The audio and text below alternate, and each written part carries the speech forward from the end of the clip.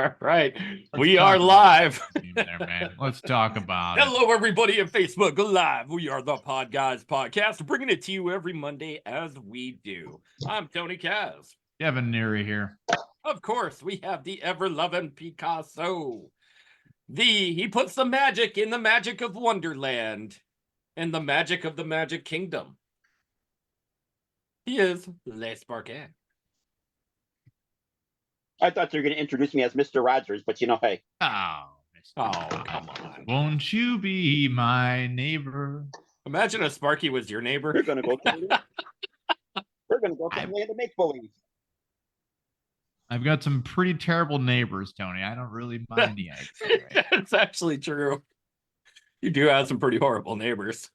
Yeah, well, Tony, speaking of horrible neighbors and horrible things that has happened throughout the week, we have the tiers. 3 tiers awards goes to and happy trails to the Dallas Cowboys and the Dallas Cowboy fans. It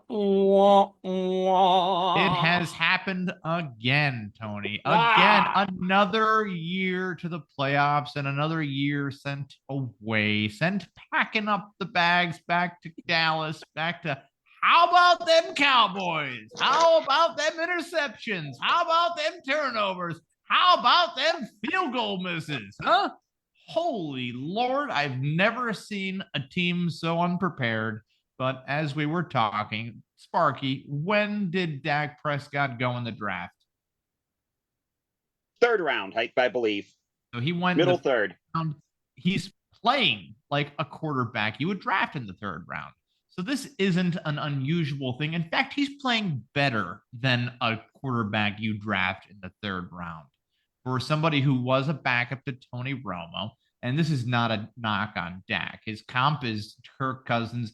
Kirk Cousins was Robert Griffin III's afterthought. Okay, he was drafted by the same team as RG3, but deemed to be less talented. What's that? The same year, also RG3 and I literally did say the words. Tony, I did say the words. Sparky. Sparky, I did say that. So he was drafted same draft, but he was the afterthought, the immediate afterthought. Yeah, okay. Yeah, like the next round they picked Kirk Cousins. I mean, come on, Tom Brady didn't go first in the 1st round. Correct. Tom Brady did not go first in the 1st round. Brock Purdy did not go first in any 1st round. He was Mr. Irrelevant. It does happen, but let's just think that these scouts know what they're doing 100%. And they nailed it with Dak Prescott, and they nailed it with Russell Wilson, and they nailed it with Kirk Cousins. You have a 2nd round quarterback, a 3rd round quarterback, and a 4th round quarterback. Russell Wilson was a product of what Pete Carroll set up around him. It was a very unorthodox offense with a defense that would tear your head off. They were called the Legion of Boom. Holy crap.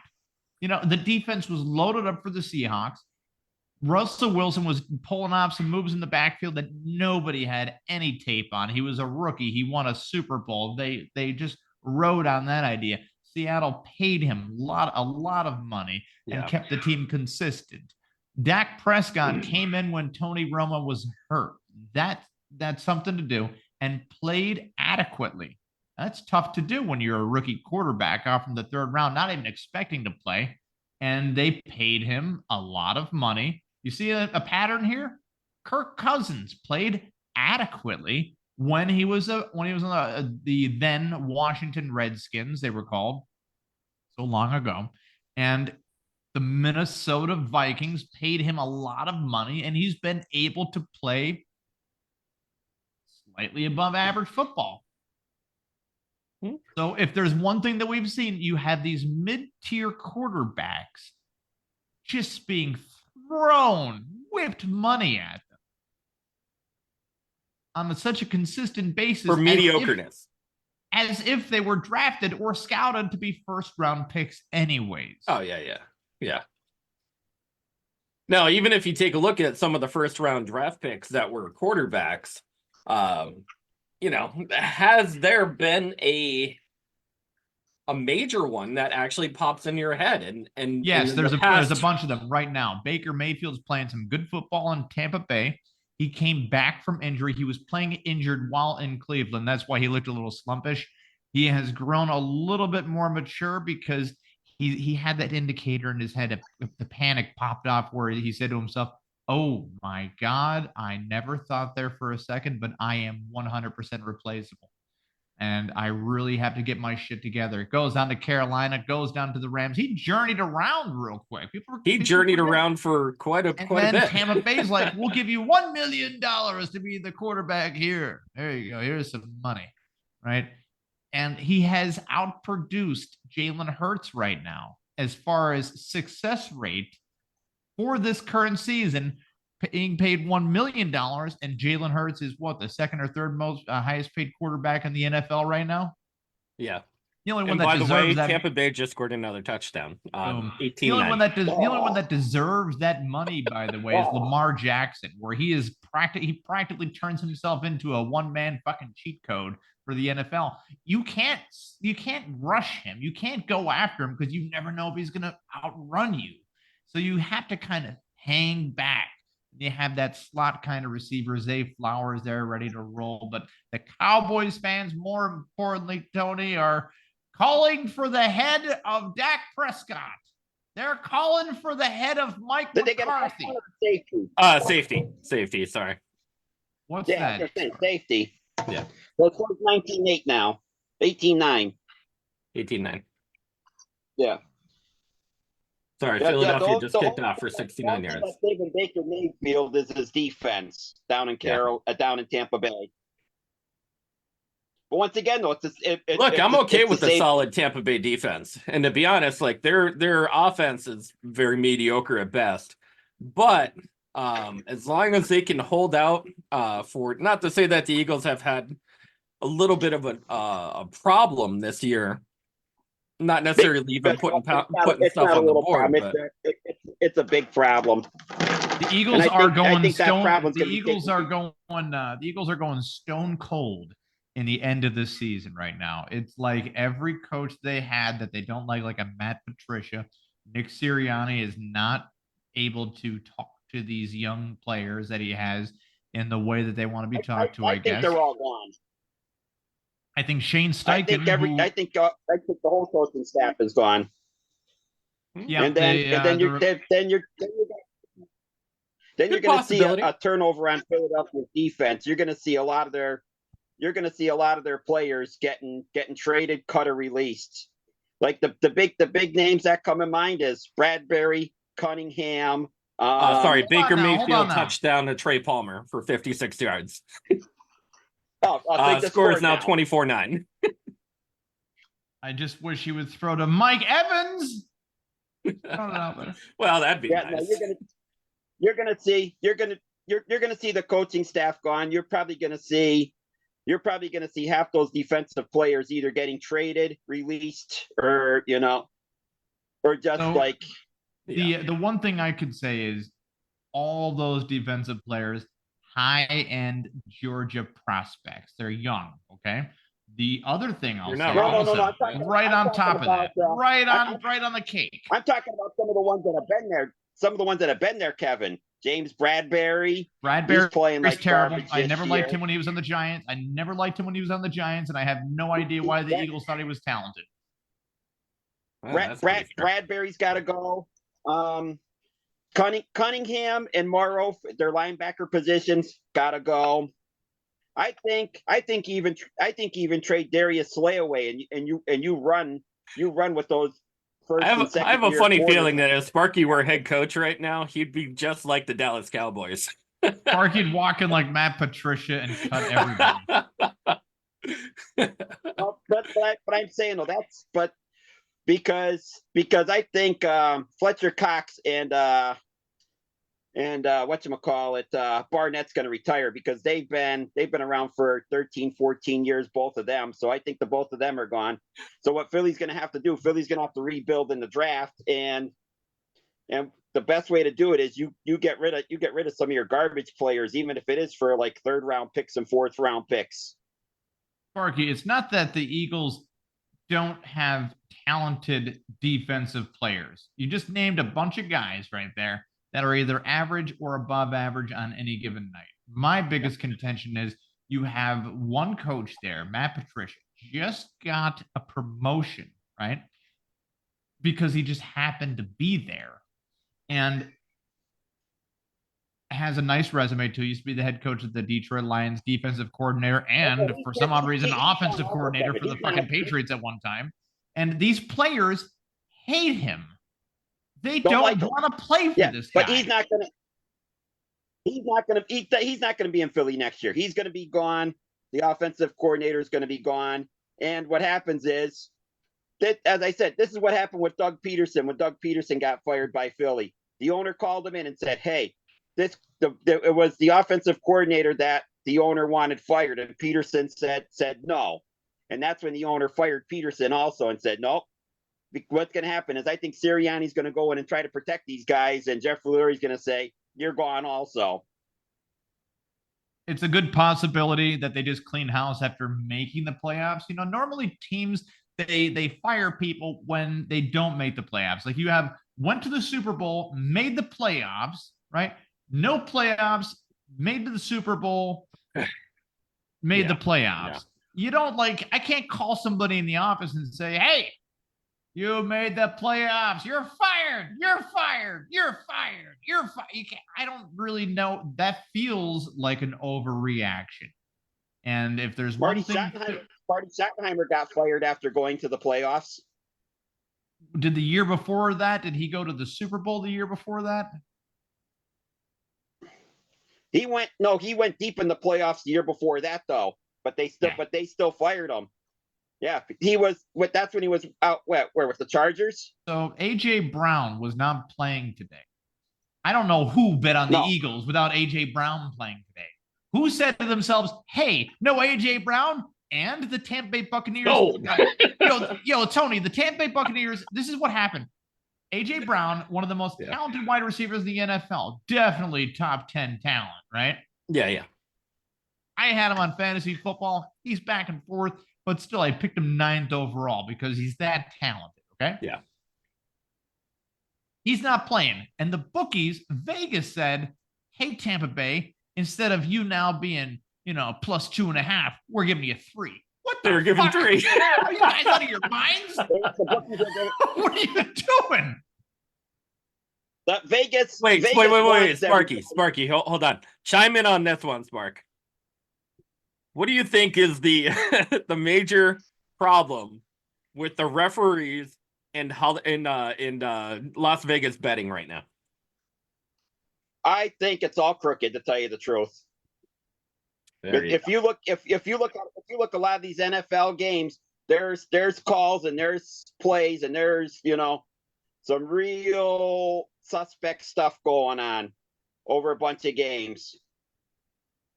Now, regardless of who you like at home, if you're an avid football fan, if you're a casual watcher, you have to like the playoffs. You have to like the Super Bowl. I mean, it's the crescendo to a great ending. Now, much like this show where it needs to continue on, how do you feel?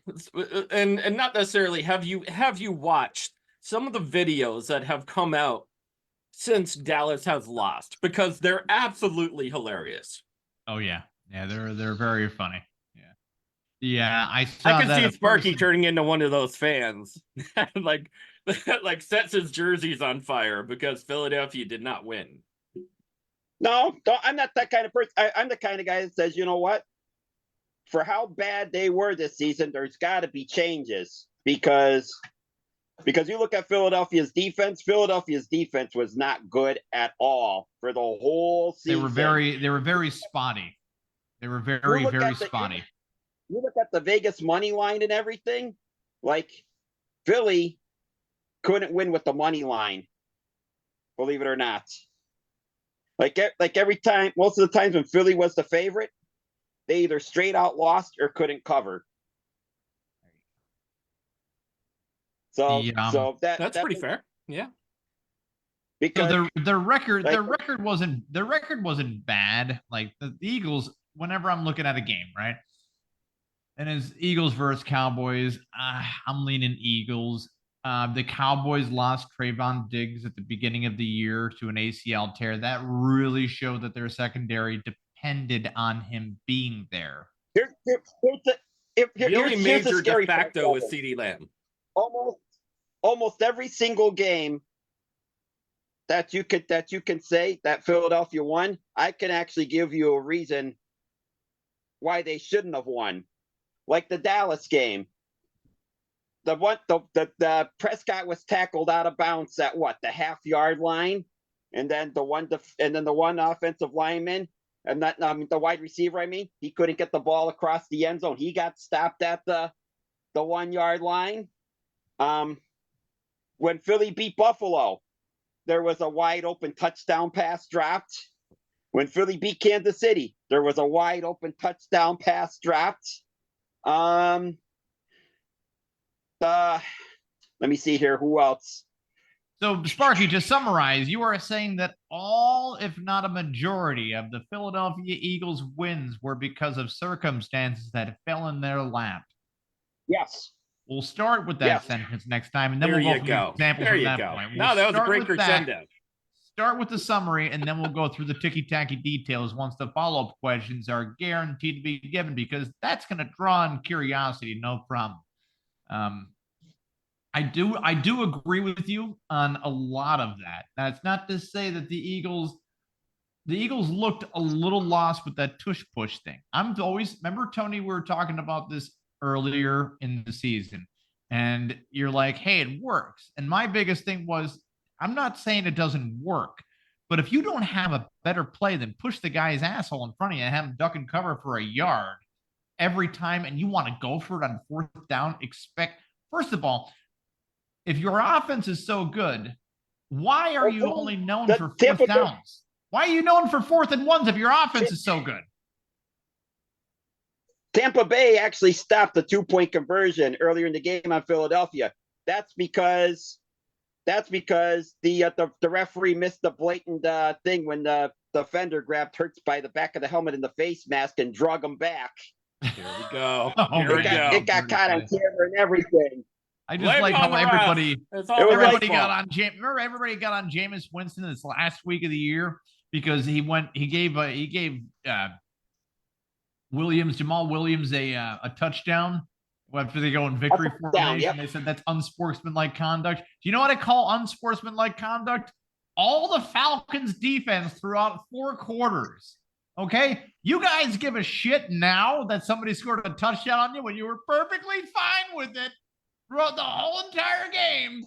You know what it felt like? It felt like everybody was kind of pissed off who bet the under, and it just fell under the under. And they're like, that's the reason that touchdown player, Kevin, because he just exploded on the Saints coach, and when they were going across the field for the handshake and everything. Arthur Smith, he got all sorts of angry with his job on the line too. Listen, if you're Arthur Smith is a pretty good offensive-minded coach, okay?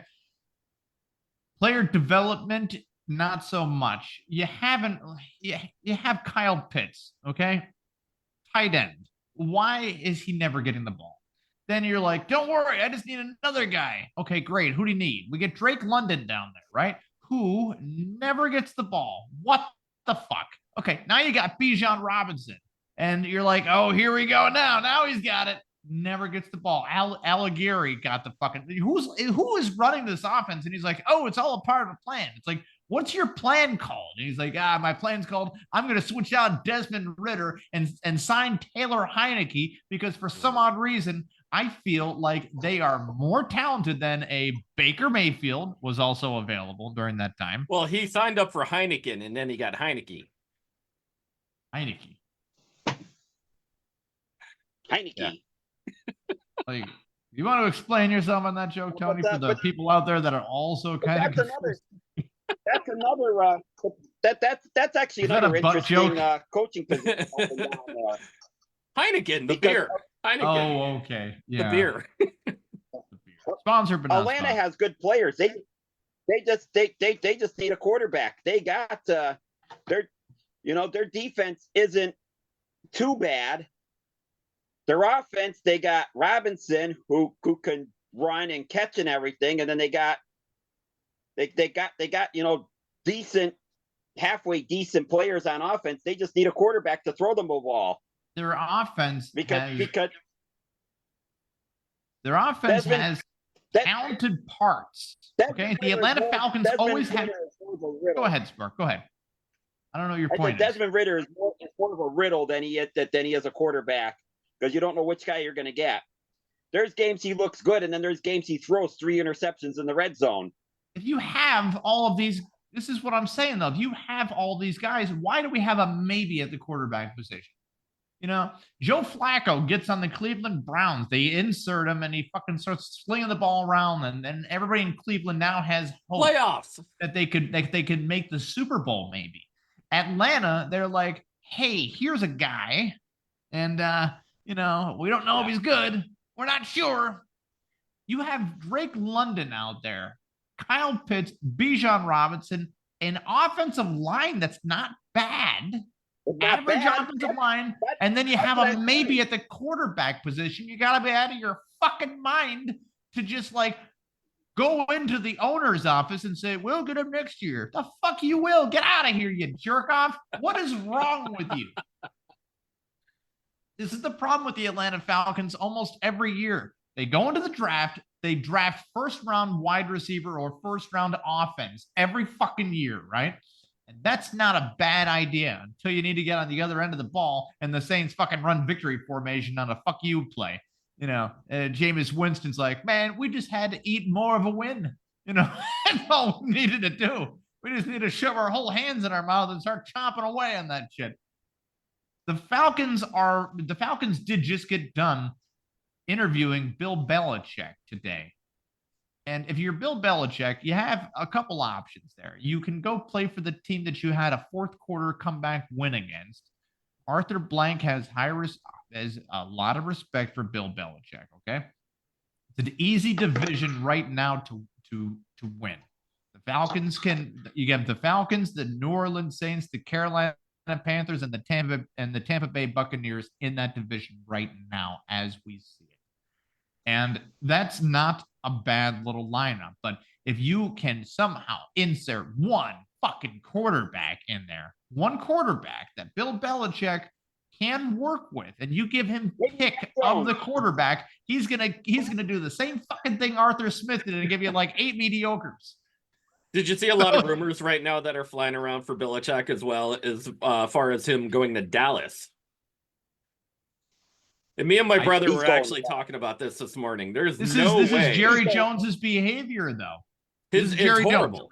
It's horrible as a head coach, because you can't be an owner and a head coach on the same note, and then have creative control not go to the head coach. So Belichick has been trusted to do a lot in New England. And the people that, if you're successful at that idea, and you can have certain people run areas of the offense, have certain people run positions, and your coaches start going away, you get older, you're in your 60s, your wife divorces you, Tom Brady's looking like he has plastic surgery. There's a lot of massage parlors, you hang out. So Bill Belichick, throughout the time of him being general manager / coach there in New England, kept winning Super Bowls alongside of Tom Brady. The New England defense had always been very above average to average. Brady complained that he never got a weapon that he wanted, and that Belichick, and he did. He had several weapons like for his tenure there. Belichick was running this weird. He would get one like for a couple of years, and they get him another one. Bill Belichick was running this weird kind of two tight end situation, and he thought he did run a double tight end a lot. So he thought he can do it again. He recreated it again. If you look at it, right? Yep. Instead of Gronkowski Hernandez, he had Mike Gesicki, 6'6", Penn State graduate, drafted by the Dolphins, not bad, and Hunter Henry, originally from the Chargers, right? Phenomenal. Hunter Henry, Mike Gesicki right there. And then he said to himself, now we need 2 running backs, right? 2 running backs, Zeke Elliott, Ramon Stevenson, split the backfield sort of thing. And then he said, we need to have a burner on offense. Juju Smith-Schuster had a pretty good year in Kansas City, so he's like, throw him in there. And then the kid from LSU, you had him on your fantasy football team, Tony. I can't. Bourne, B-O-U-R-N. Yeah. Out of LSU.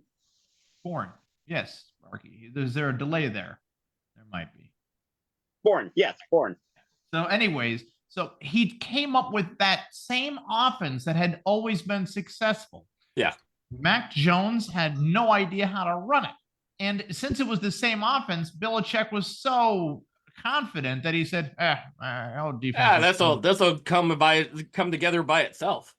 No, even worse, Tony. He said, Matt Patricia, you know anything about offense? And he's like fucking getting a hoagie out of his mouth. Why? Marco. Bill Belichick, if you look at it, Tony, Bill Belichick was dealing with coaches that could not progress further than the Patriot way. So they regressed back to the Patriot way. Bill O'Brien, Matt Patricia wasn't there, but he went down to the Eagles and all that nice stuff, right? Yep. So, but these coaches were interlocking to the same idea again. So the system that Bill Belichick had down was so good that coaches would come back knowing that they could make it work. You got Mac Jones. Was he even a good quarterback idea? I mean, rumor has it that Robert Kraft wanted Mac Jones more than Bill Belichick wanted Mac Jones. So it's just, I don't think it's impossible to be a coach and a GM and, scout around in that, because he still has scouts working for him. It's not like he's on the road and, checking on these guys every now and then, but it's you have to have trusted scouts. He hired his kid to be a tight ends coach, the same way that Bill Belichick started out as a tight ends coach in Detroit as the Lions tight end coach. So there's a certain culture that Bill Belichick wanted. If he wants full control again, and you want someone that's going to trust you with full control, you cannot go to Dallas, because Jerry Jones wants full control. Yep. Jerry Jones, I'm telling you right now, he has been outstanding by homegrowing talent and doing his job. If getting into the playoffs, if being an owner of an oil company before getting into the NFL, and then drafting players yourself after the fact of the year 2000, after the fact of 2003, drafting players yourself, keeping them there and making the playoffs 60% of the time, that's not bad. That's not a bad job. They've actually made the playoffs 80% of the time in the past 10 years. 8 out of 10 times in the past 10 years they've made it to the playoffs. So that's now they've lost every single year, almost every single. Actually, I think they've except for 2. Where they made it to the conference finals, but they've gotten knocked out in a wild card. It's kind of tricky too, Tony, because that gives the owner the mentality where he says, "Why should I hire someone to do it when I can do it better myself?" Because you own the fucking team. Sit back and enjoy owning the team, man. What's wrong with you? Yeah, I don't know if Bill Belichick would go to the Cowboys, even though this would be kind of similar to a hire of another person that used to work with Bill Belichick, Parcells, who was the coach of the Cowboys towards the end of his coaching career. Yep. Bill Belichick is just dying to break the record of Don Shula, and I don't think he's going to do it, man. My Don Shula is the best coach of all time, the only coach to have 15 wins. What's that? 15 wins. Yes, undefeated season. That's how many wins Belichick needs. 15. Belichick needs 15 wins. Ooh, does he have? He's 72 years old right now. That means he needs to have at least 3 Patriot seasons. 3 non-Brady years. 15 wins. 15 wins. If you have a team that goes like 14-3 in the regular season, you win your first playoff game. There it is. Go. So Bill Belichick's actually 3rd on the list. He finished the 2023 season in his Patriots career 3rd on the all-time NFL coaching wins list with 333. That includes regular season wins and overall wins, including playoffs, Super Bowl, and season wins. Belichick's 31 postseason head coaching victories are the most of all time, 11 ahead of Tom Landry's 20. So who would you want as your head coach right now, Tony? If you had an option, Harbaugh, Belichick, playing Sobe's choice in this one. Oh God. I know who I would take. Truthfully, Go for it. I would take Harbaugh. You take Harbaugh. Why would you take Harbaugh? Younger. How many years are you actually going to get out of Belichick? Okay, so you'll be able to get more years out of him. Yeah, and Harbaugh is one of those. Harbaugh is one of those coaches. I think you can get 10, 11 wins if you look at those couple of years where he was in the NFL. You know, he generated a decent win-loss record. You're right. You know, Harbaugh came into San Francisco and changed everything for the better immediately. Yep.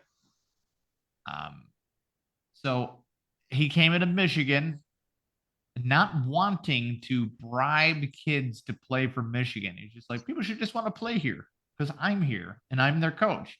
And you lose with that idea. Nick Saban finally got exposed by how much he used to redshirt 5-star athletes and just hide talent that way. He would hide the talent, Tony, right? He would just hoard. It's hoarding talent. He was a hoarder of talent until the fucking. And now, once he would hoard talent to the point where other teams were like, "Yo, Nick, can we have one of your fucking players?" And he's like, "Ah, fuck you," you know. Sort of thing like that. He would hoard them all. And now that the playing field has been leveled, right? Now that kids can receive contracts in college and the playing field has been leveled, Nick Saban has been exposed as exactly what he is. Now, Nick Saban and Urban Meyer, like we were talking about, Sparky, these two guys, yeah, they won national championships in other places. You watch them when they have to coach adults who are already millionaires, they fucking shrink. These guys do nothing. Nick Saban won one NFL game as the head coach for the Miami Dolphins. He was terrible at that whole idea. Been great in his college career. Urban Meyer, best noted for calling Aaron Donald, we got to keep an eye on 99. What the fuck is your problem? You don't even know the guy's name? Are you an idiot or something? Your players don't respect you now because you go to the strip club with them and hand out $2 bills to the strippers and then say, "Hey, could you come back to my hotel room and kick me in the balls?" Because you're into that kind of fucking weird shit. Urban Meyer is a stupid bastard who's going to get another shot at a college football team because the NCAA doesn't know any better. They just will give him the money, and he's going to be a hell of a recruiter. He's going to tell them how bad it was to work for the Jaguars, and la-di-da, whoa. Dude, you kick the fucking kicker. The man who has one job to kick balls for you, you fucking tried to injure his one useful thing. Why don't you give the goddamn quarterback birthday punches, by the way, in his throwing arm with a baseball bat? You scumbag piece of shit, Urban Meyer. You know what? Urban Meyer always gets sick whenever he starts losing. So I thought that he's got losing fucking disease. Where, what is it? I lost 2 games in a row. I got to retire. What the fuck is wrong with this guy, Tony? Every time. And then they're like, "Oh, he's got some kind of mysterious disease that nobody knows about." Oh, fuck yourself. Stop defending the scumbag. He's a sore loser, and he always will be. You know what we got to do? We got to get Sparky involved in some picture talk right now. Absolutely. Because there's some interesting news that is popping up all over the interweb. And not to say that we're not a sports podcast, but we have to talk about sports, for the playoffs. It's the playoffs. Why not? We do know more than just movies, comic books. We know sports. We know politics. We know funny crimes. Sure. Funny story. We don't have any guests today. Tony actually shared one of the funniest stories of the week right here about Disney. Did you see that, Tony? You were the one that Now, posted? now this is how it Disney- has been debunked as a fake story. What is? The whole New York Post thing. Really? The New But York I Post thought it fake was funny. I thought it was funny because our local radio station, of course, talked about it this morning. And I was like, oh my God, I have to find the story. This is freaking hilarious. And it says rumored Disney maternity ward at Magic Kingdom has expectant parents buzzing. Oh my God. Look at the way that it was worded here, Tony. This is great. Disney adults rejoice. There is a rumored surprise that Mickey and the gang have been working on for all who are expecting a maternity ward inside the Magic Kingdom. You know what happens right after the fact of the maternity ward in the Magic Kingdom, Tony? You're going to hear half of the parents say, "Where's my child?" And they're going to be in the same place where all children go, the Small World After All fucking ride. Just, spray paint. They're going to spray paint the children and fucking turn them into little animatronic robots as they do. Which Disney fan wouldn't want to give birth overlooking Cinderella's castle? It's just the thing, I guess, right? You want to give birth at the fucking. Oh boy, look at what they're doing. Oh, there comes the beautiful baby. Oh my God. Oh God, I love a good friend Tiffany Grayson. She says that if you have your honeymoon in Disneyland, we already know you don't like sex. Oh yeah. Did you know, Kevin? Did you know that there's a Disney dating app for adult Disney people? This sounds like some kind of furry shit, but go on. It is called mousemingle.com. You are lying. I swear to God. I'm looking that up right now. You realize I have a cell phone. It's www.mousemingle.com. You can find other Disney adults who like to go to the park every day. There. What the fuck is this? Hold on, guys. This is mousemingle.com, the dating site for Disney fans. I'm not even joking. It's right here. Where you will see oh my God, this is weird. The one picture is with the same woman, with the same child. That's their front picture right there. Yeah. Same woman, same child, a bunch of times. A bunch of times. Mousemingle.com. Look at this fucking schlub. Look at this schlub right here. For all of you that can't see, later he wanted on his dating app for you to know that he really likes ice cream. What a loser, man. Oh, yeah. Oh, it's just me hanging out with my friend Goofy, doing my thing. He's my dog. You know what I mean? Now, You know if what you I'm feel saying? like you're a mouse mingler and you feel like you're a loser, but for going to the No, mouse and house these- yourself. and these people are exactly who you think that they would be. Look at this. You have me and my friend Captain America. We just hang out sometimes. Just fucking hang out with Captain America and stuff. You That's gotta the kind be of out guy of who sits in his house and collects pop figures all the These time. are the kind of people that wanted a Mighty Ducks 5. Where are the kids? Are they coaching now? They all have DUI. Sparky, we're going to get you on mousemingle.com. Yeah, Sparky. Only we want you to fucking pose like super. What happened, Sparky? Did the electricity turn on in your house there? Sparky, flip that shit around. Let's see what you got. Oh, look at that! It says quick, Mickey, Mickey, catch! Oh, look at that! They Thanks, are Madonna!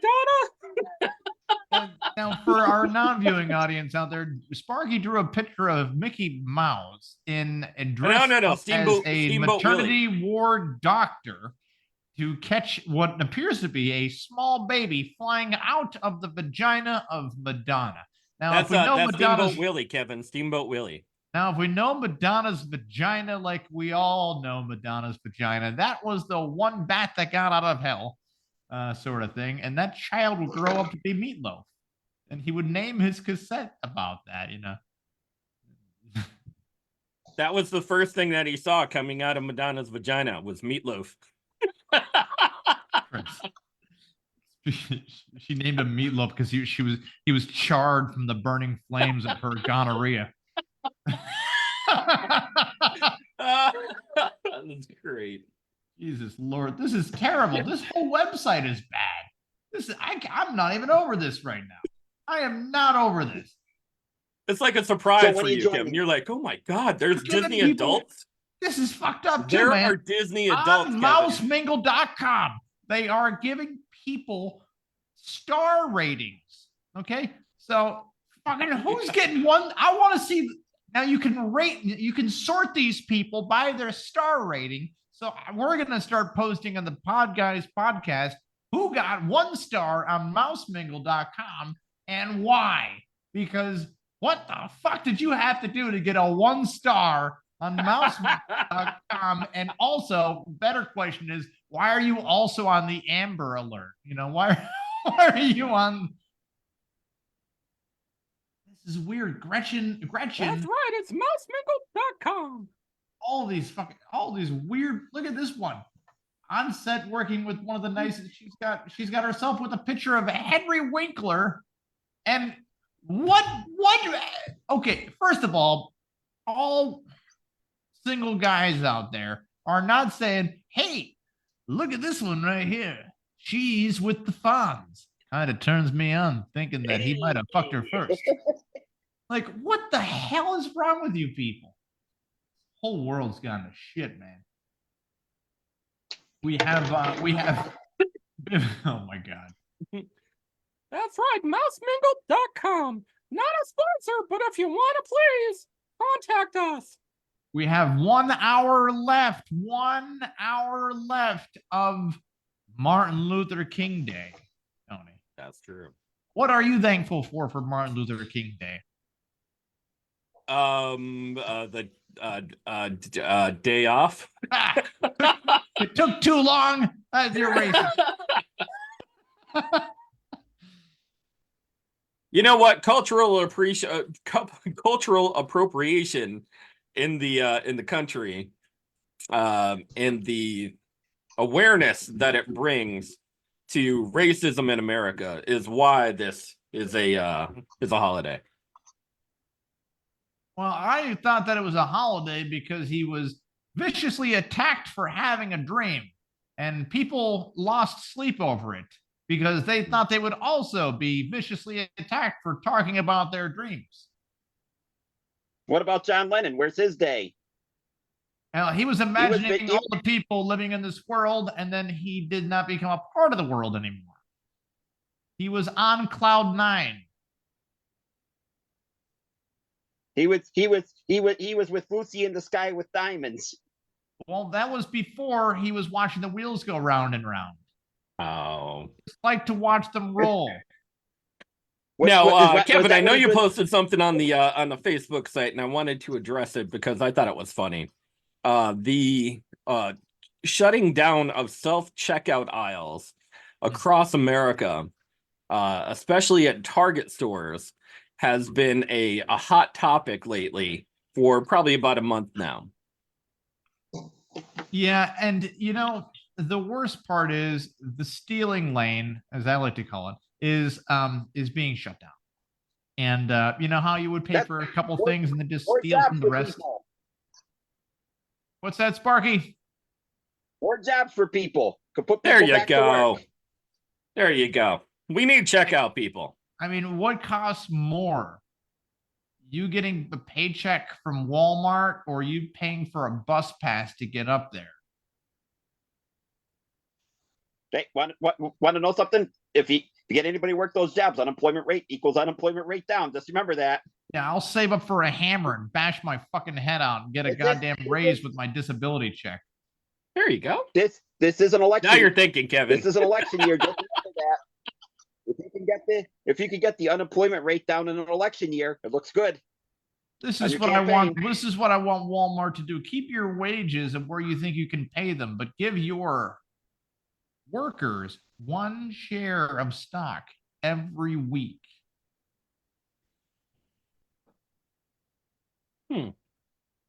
1 share. Keep them at $10 an hour if you want to keep people at $10 an hour. Go ahead. but you make sure to give them 1 share of Walmart stock. Now, Tony, I know what you're thinking. Walmart stock is expensive. Hey, man, I'm just saying, if you want to bless the CEOs of this company. Well, it would deplete in value if they actually gave it out, like candy. Yep. You'd be giving them an extra $161 a week estimated. And you have about a market cap. You have a market cap right now of Walmart of $434 billion. To give off 1 share to every single one of your 100 million employees wouldn't even put a dent in the ocean, sort of thing. It'd be like me putting salt and pepper in the ocean and saying, I know everybody's going to be able to taste that down there. Too seasoned. What I'm saying, what needs to happen eventually is, and this is just to save money on workman's compensation insurance and worker injuries, and also healthcare insurance all around, is we need to have people retire earlier. We need to have them go part-time, retire earlier. I would say necessarily at the age of 50, a normal person should be paid for 20 hours of what they used to work on average, and then they could work up to 40 hours if they damn well want to, sort of thing. It's just the stealing lane is one of my favorite lanes, Tony, and it's no longer going to be a thing anymore. How about you?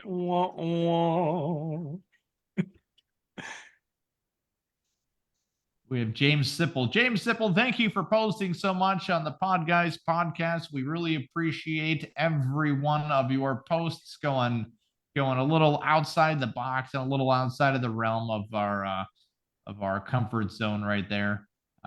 For all of you that don't know James, he gets a little right-wingy on everybody.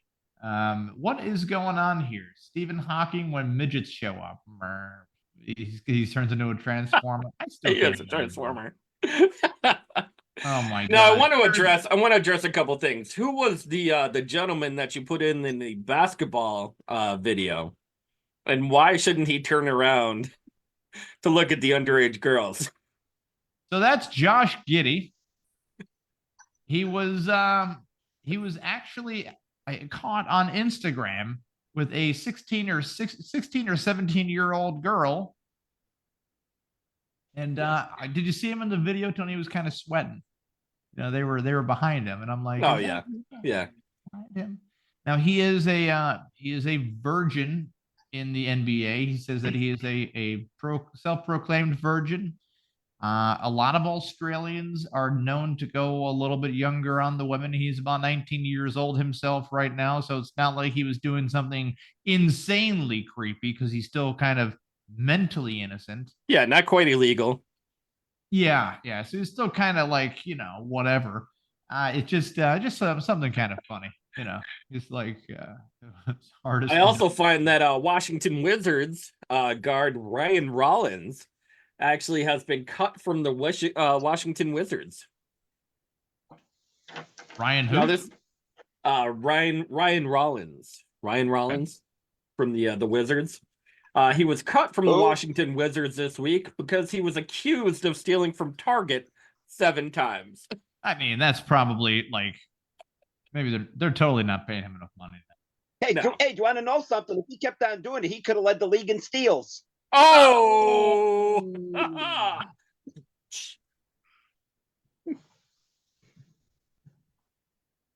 It's one of those. It's one of those things. We had to.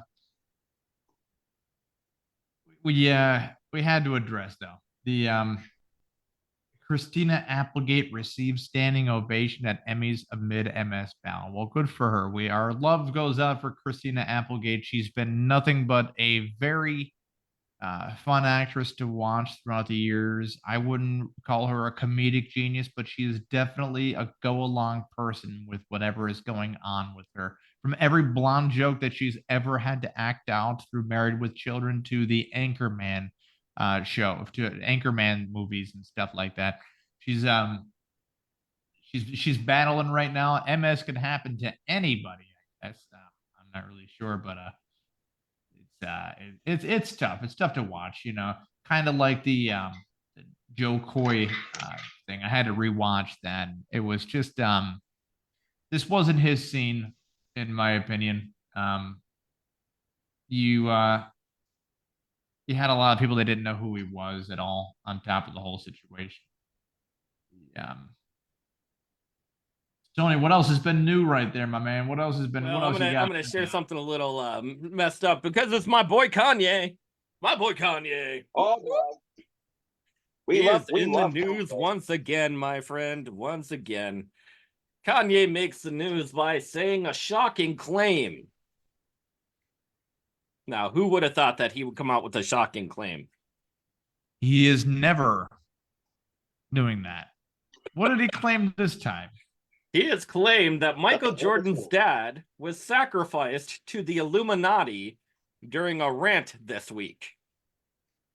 Yeah, that's been out there before. Yeah, that's been news before. Now there has also been rumors that Michael Jordan got in such gambling debt, and the one thing that players don't ever do, including Pete Rose, how he got caught, was pay off their gambling debt because they're so competitive that they will keep going and they'll keep running themselves into millions of dollars of gambling debt. And that's Charles Barkley. Oh God, yeah. So but, I don't know if it was much. West is once again trending for making wild allegations as he claimed LeBron James, Jay-Z, and Beyonce are among various celebrities controlled by the powers that be once again for the Illuminati. And that his mother and Michael Jordan's father were both sacrifices to the Illuminati.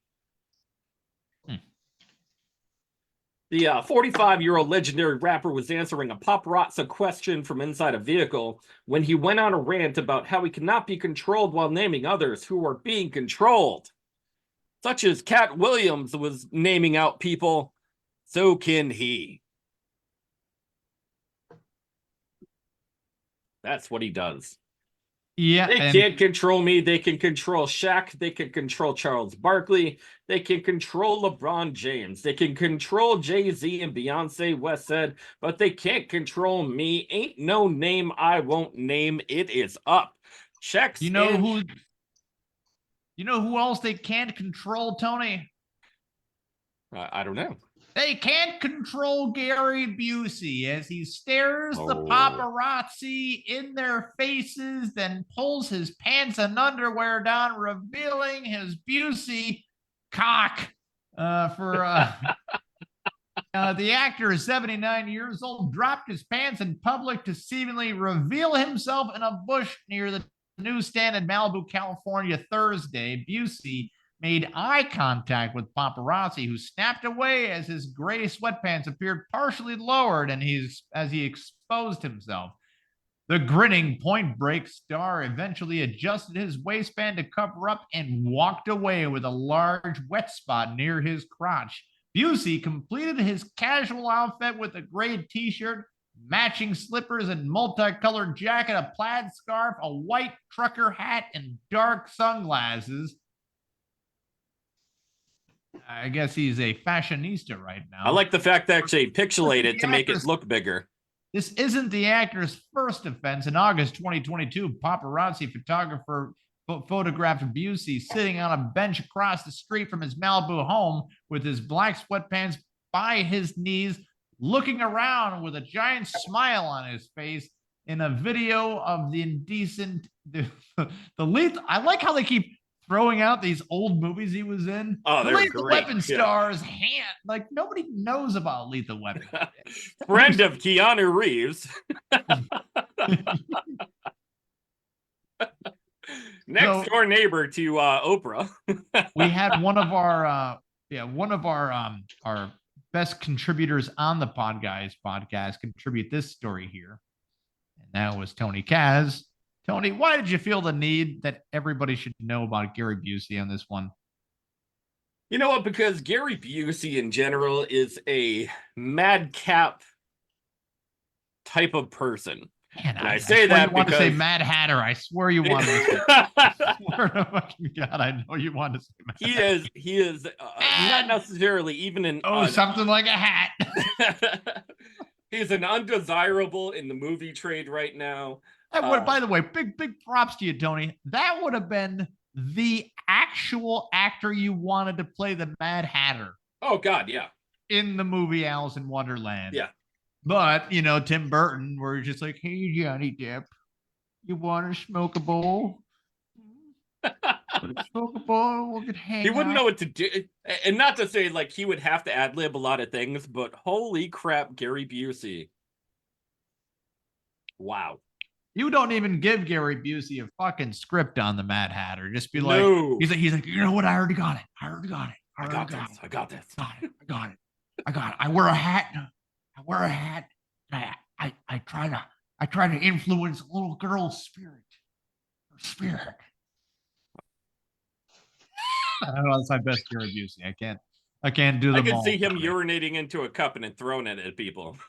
Tony, in better news, your favorite person in the world, Donald Trump, just won the Iowa caucus. Okay. Today. Your favorite person in the world. Who knew? That's all you talk about. Oh, that's It's over already? Yeah, the Iowa. I didn't even know it started. It started and it's over, and he already won it. It started at 8 o'clock at night. I'm surprised it's over that fast. It's over already. So many caucuses, so little time. It was the largest margin of victory ever between a GOP caucus. Ever. He came in first. Nikki Haley came in second. DeSantis came in third. And Ramaswamy came in fourth. If there are many caucuses, would it be cockeye? Cockeye? Cox. Cocoy? Would it be caucuses? Cook. Caucus? Caucus? And Sparky was there at the Iowa caucuses. He has a picture to prove what was going on. Flip that dirty board around there, Sparky. Let's see what's going on. Hey, are you a Freemason and want to see my caucus? No, I am a gardener. Now you could. Yeah. Want to see my caucus?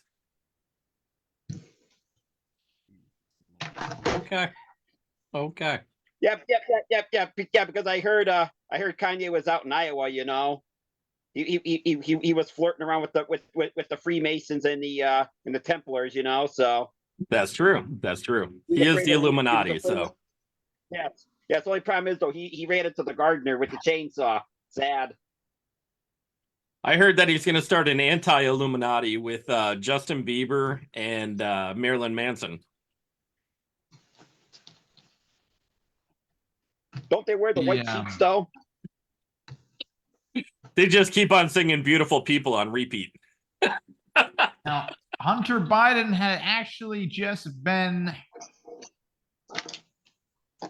harassed, I guess, by being yelled at by somebody saying, "Hunter, you like smoking crack?"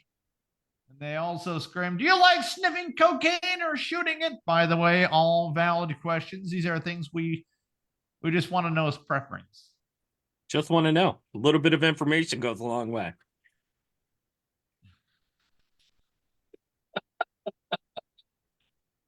Well, Tony, we're talking off air. I think it's fair to just address this, okay?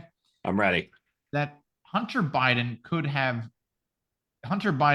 just addressed the questions A little bit. just immediately, right? If he turned, Oh, wait. Here, I'll be the reporter, and then I'll ask you the question. okay, I'll be Hunter Biden. Mr. Biden, if you can answer one question for us, did you shoot or snort cocaine? What was that? Mr. Biden, did you snort or shoot cocaine? You know what? Was it crack? Was it crack in the carpet? Okay. All right. You know what? I'm going to answer your questions. Wow. I'm ready. Because the shame that you are trying to make me feel right now over my drug addiction, I want to make sure other addicts out there know that they can talk openly about their addiction.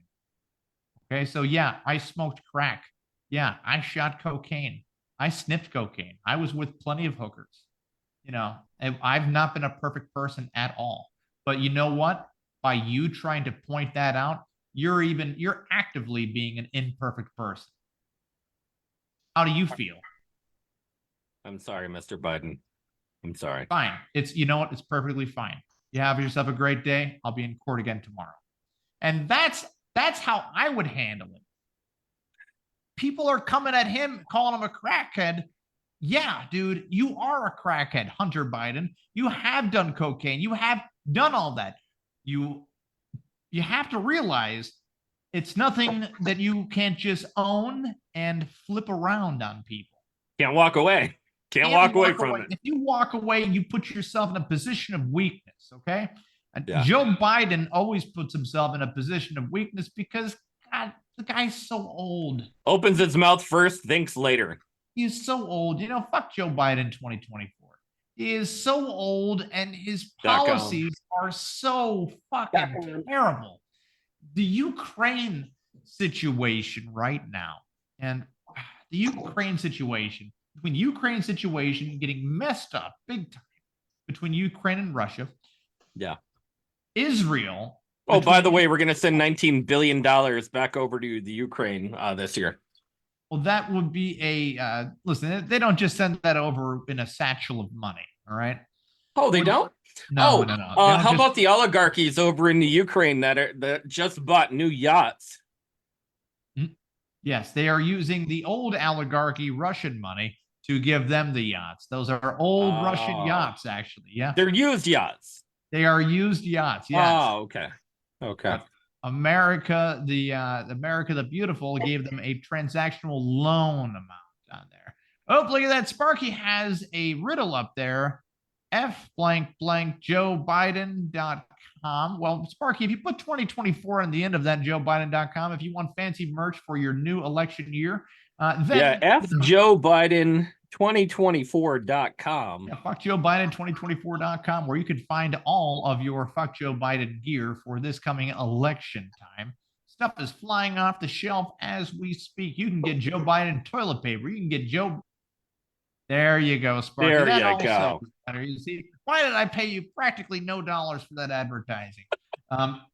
So listen, did you see what happened between the press secretary of Joe Biden right now? She was tweeting. She forgot to log out of her Twitter. She forgot to log out as herself. As Joe.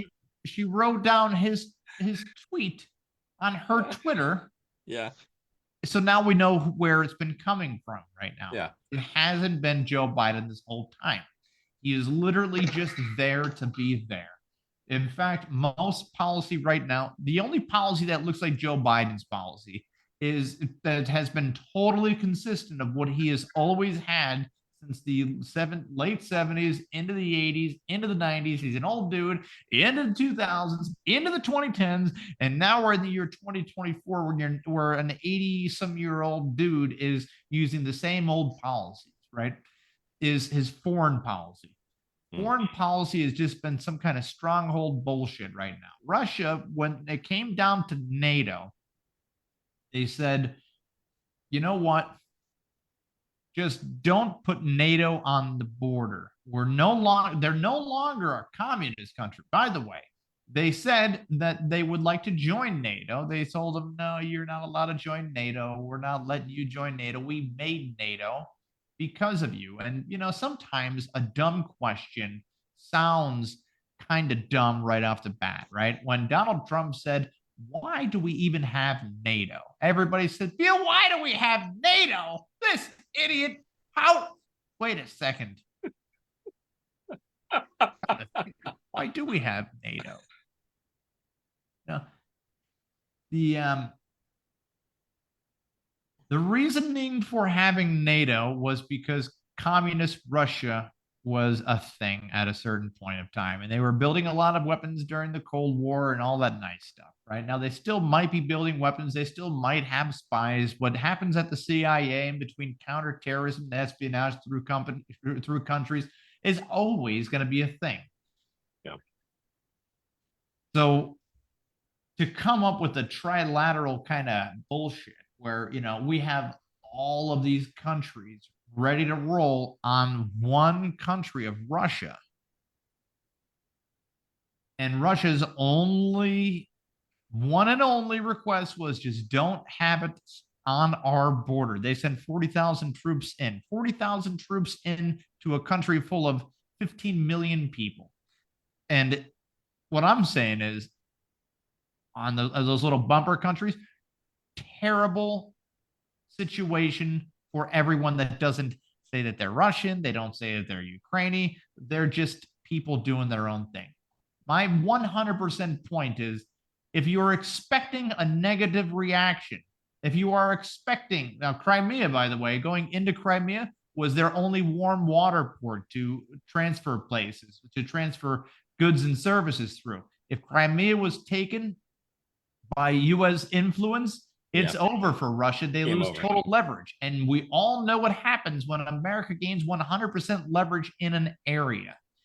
The next thing you know, American energy comes in, like ExxonMobil. You know the names, you know the players, Boeing, Halliburton, Raytheon, all these fuckers come in and they suck every natural resource out of the place. They monopolize, they monetize it, and they make sure that other countries go so starving poor that we do the next best thing. We send them foreign aid. Now, the way foreign aid has been working under Obama is they are using it as a high interest loan. So every time you hear $14 billion over Ukraine, Tony, they're also whacking them on a 10% currency exchange loan on top of it. So practically, we are subsidizing slave resources out of Ukraine. We're doing the same thing in Iraq, and we're doing the same thing Iran as well. Iran, are we doing that to Iran, or we have there's been a lot of controversy for like the past week or two we have embargoes against Iran. We are trying to starve the Iranian people and then wondering where their poverty came from. There's a lot of stuff going on with the Houthi rebels right now for Iran. What's going on? The Houthi rebels, I guess, were in the sea. And the Americans had some flyovers recently. Attacking them. That's what it was. They sank some Houthi destroyer battleships that were firing upon helicopters as they were doing a flyover. Okay. And these particular gunships sank two battlefield or destroyers for the Houthi rebels. Wow. Yeah. It's a bad scenario over there.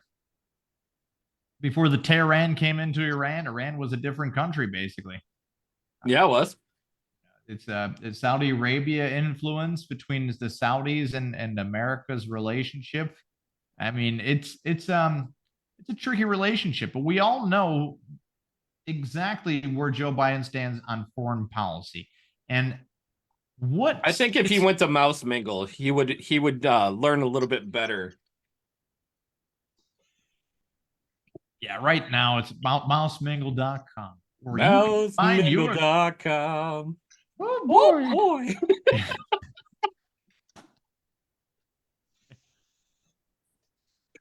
Imagine finding, they should have mouse. I would watch that as a reality show on ABC. Only you would have to take people specifically that met on mousemingle.com. Oh, yeah. And do like a couple swap on them. Or it's just like, dude, they get married at Disneyland or Disney World. They met on mousemingle.com. Do like a bachelor version of that, only instead of giving them a rose, you have to give them mouse ears. Oh, yeah. Yeah. You put them in a competition versus what is that? The Jewish dating site. I'm sorry, Rebecca. I'm going to have to request for your mouse ears. Yeah, J-Date. Yeah. Dude, you have to have like J-Date versus Mouse Mingle versus like couplesonly.com. You have to throw in like the Oh God, I'm trying to think of like all the great couple sites that they have on the internet now. There's a million of them. But we're gonna wrap up this show just as we do. Sparkalicious, where can they find us if you're looking for us? You can find us on every single major streaming platform, including iHeart, YouTube, Spreaker, Deezer, Castbox, Pocket Cast, GeoReo, Facebook Live Video. I said YouTube, right? You find YouTube. Spotify, Spreaker, Deezer, Castbox. Yeah, I think I said everything. You got it. And you can find us on merchandise mousemingle.com, where we are all in the same picture, and you have to guess which one we are actually. We are actually 3 guys, 1 picture. Now, I did pull up this one thing before we go. There's 12 of the strangest dating sites that you didn't even know existed on the internet. Number 12 coming in. No, coming in number 12, Metal Dating. Metal Dating is a dating site for those who want their partners to be in gothic, heavy metal, and black metal music. Number 2 is Furry Mate. Your home base if you enjoy dressing up as an animal. Number 3, 420 Singles. That's right. If you smoke weed, you will find a partner that smokes weed too. There's no surprises yet. Is there any surprises? Women Behind Bars is a is a legitimate dating site. I'm not surprised yet. I'm still not surprised. Come on, keep going.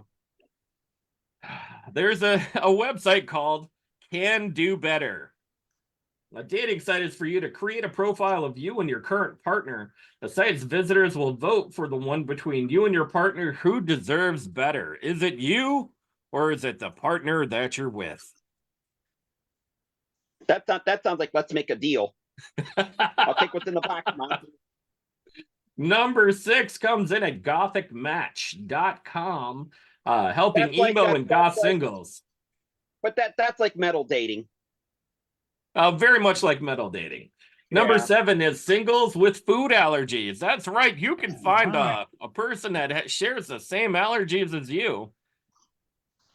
Where do you want to go out to eat? No.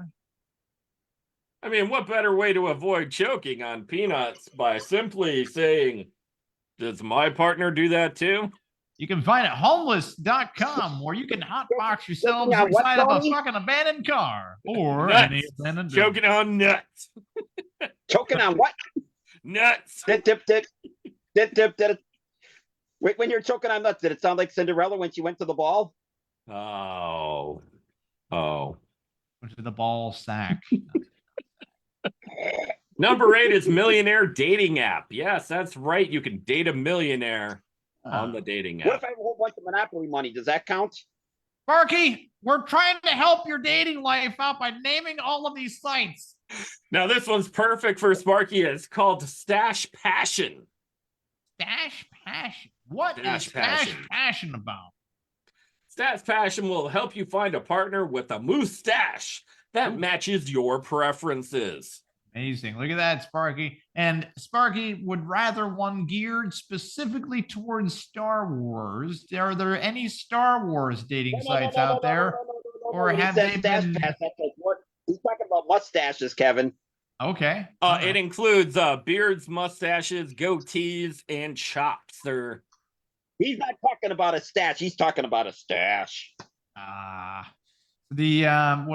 What I'm saying, though, is, are there any dating sites out there for Sparky to find someone who is as enthusiastic about Star Wars as himself?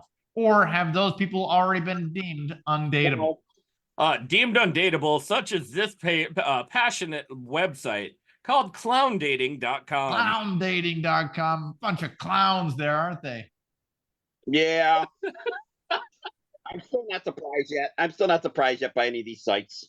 Number 12 comes in at Vampire Passion. Vampire Passion. Well, that was like the lady from our story a couple of years ago when she dressed like that, like dressed up like the werewolf and bit the guy who was dressed up like the vampire. There you go. There's 12 passionate websites available. Kevin doesn't remember that story. It was I on don't Stupid remember Criminals. that story. Tony. It was what it was. The girl dressed up like a wolf and she bit the guy because he claimed he was a zombie or a vampire or whatever. Right. Yeah. See, Tony remembers it. Yeah. Needless to say, crystal meth took a big portion of that whole story. I'm gonna say somebody was huffing a rag of cement glue, and either that or their mother was while they were in the womb. Just like someone was huffing Sparky's masturbation sock. I don't know. This glue kind of smells like cum.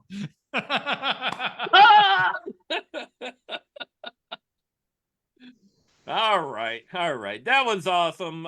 12 great dating sites, including mousemingle.com if for all your Disney dating needs. So if you were thinking to yourself one day while halfway through self-realization, you said to yourself, man, I'm a loser who likes Disney movies and only Disney movies, and I go to the park every week. I wonder if there's somebody out there like me. There's a whole fucking website dedicated to it. It's just a different picture of the same person. Dude, it looks really seedy. The whole thing looks really greasy all around. Just bad. I don't know. Yeah. Just kind of creepy. It's the same guy showing up week after week posing in front of the avatar thing. Yeah.